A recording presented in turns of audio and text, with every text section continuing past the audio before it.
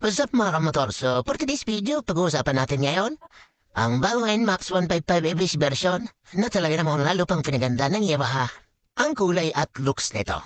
Ano nga ba ang mga nabago dito sa bagong NMAX 155 English version na to? So, yung mga kamotor, samahan niya ako. Alamin natin kung ano ba ang mga in-improve ni Yamaha sa bagong NMAX 155 ABS version.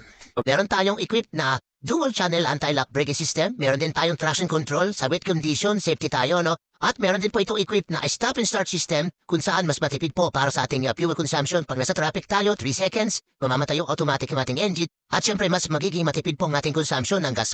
At itong ating fully digital na instrument panel, with equipped na rin po yan ng Yamaha Connect, yung ating Bluetooth connection para po sa Yamaha. Well, mas marami pa tayong information na makikita sa ating smartphone pag nakakonekta sa atin via Bluetooth yan. Ay nitong ating mga alloy wheels, syempre lightweight yan, maganda yung ating design. At of course, naka-dual disc po ang ating harap at likod with ABS. At yung ating suspension sa likuran, naka-dual shock tayo. Plus, meron din tayong fuel capacity na 7.1 liters, ano marami tayong may kakarga dyan. At fuel consumption na 33 to 35 km per liter.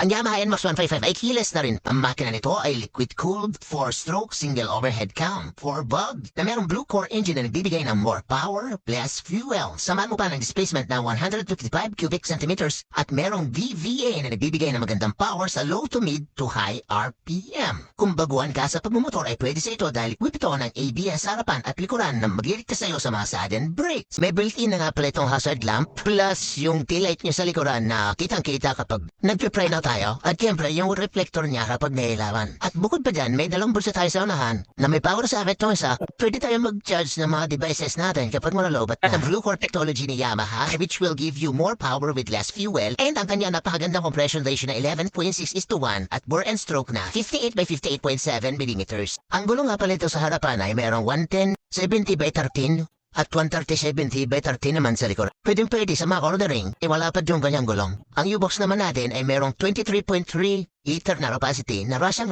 Ang isang half-page na helmet. Ang NMAX 155 na pala mga motor ay may 4 na color. Ito ay ang Sword Gray, Prestige Silver, Dark Petrol, at ang Power Gray.